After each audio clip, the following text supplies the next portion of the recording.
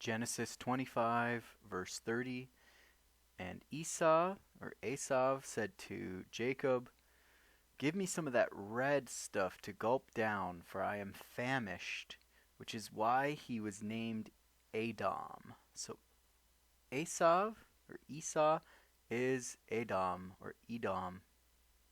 And you can see here, it's known that he gets this name Edom from his complexion. It seems that he was red or something, and he's referring here. It's interesting. Adam and Edom comes from Adam, which comes from the word red. I found something very interesting about the planet Mars. It's something that's not often discussed in Judaism and in the sources. So here's a bunch that deal with the planet Mars and its influence. Another way of looking at our verse, the fact that Esau repeated the word red had to do with the discipline of astrology. The planet Mars is or looks red, and as such is a symbol of war and bloodshed. We know Esau was like a hunter, and he'd just gotten back from killing the other leading hunter in the world, Nimrod. According to the scientists, the red-colored, and this is from, hundreds of years ago, the red-colored fruit also derives some of its power from that planet. The same applies to certain red-colored gemstones, such as rubies. In other words, the planet Mars extends influence over some of all three categories of phenomena in the world: the living creatures, the plants, as well as the inert. This planet or horoscope was Esau's especially, and that is why later on Yitzhak blessed him with a power he had already possessed, i.e. the power of the sword. When he asked Yaakov, or Jacob, to give him from the red dish, he meant that this dish, more than any other, was germane to his character. He expected to renew his flagging spirits from a red dish faster than from any other dish of another color. Esau came by this inclination to shed blood naturally, as he had been born under that horoscope. Here is the word for Mars in Hebrew. I think it's said Ma'adim, I believe. And you'd be surprised, actually, how many times Mars shows up in the various sources, as we will see here. One who is born under the influence of Mars will be one who spills blood. He will either be a bloodletter or a thief or a slaughterer of animals or a circumciser. And Rabbah said, "I was born under the influence of Mars, and I do not perform any of those activities." And Avaye said, "My master also punishes and kills as a judge." So he gives people the death penalty in certain instances. He who is born under Mars will be a shedder of blood, either a surgeon, a thief, a slaughterer, or a moel, so a person who performs ritual circumcision. The planetary influence gives wisdom. The planetary influence gives wealth, and Israel stands under planetary influence, or mazal.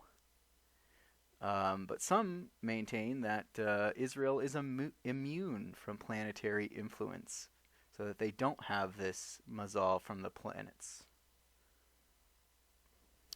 For just as it is impossible for fire to burn flammable, as it is impossible for fire not to burn flammable objects, so it is impossible for Mars not to generate heat.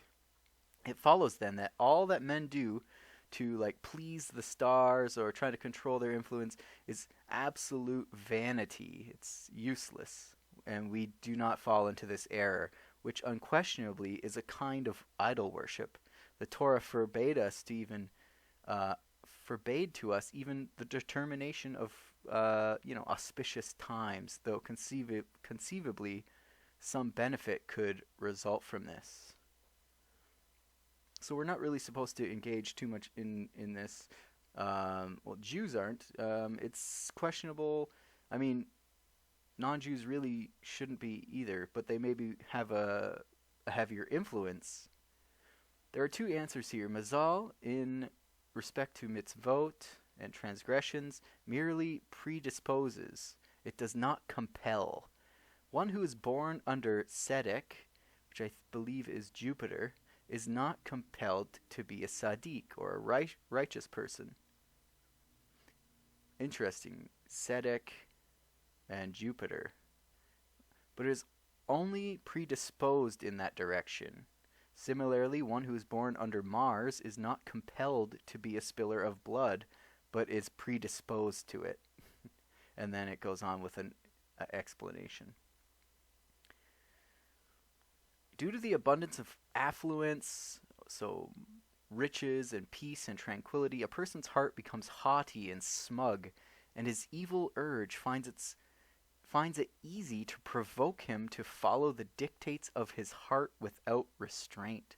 When that happens, heaven's concerns become marginal for him. He doesn't really care about such things anymore. And this is why we always have to guard ourselves. It's easy to slip backwards.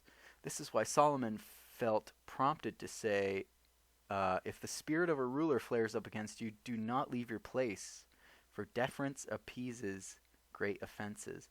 Solomon referred to the power of the planet Mars as a ruler, seeing it as the instigator of all the troubles and unpleasant occurrences on Earth.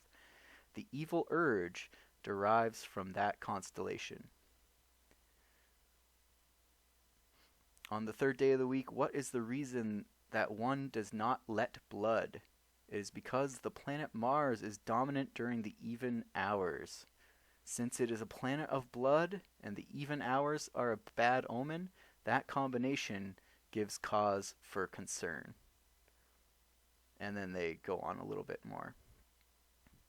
You can easily find any of these just by copying some of the text and pasting into the search if you want to look into anything I have on here further.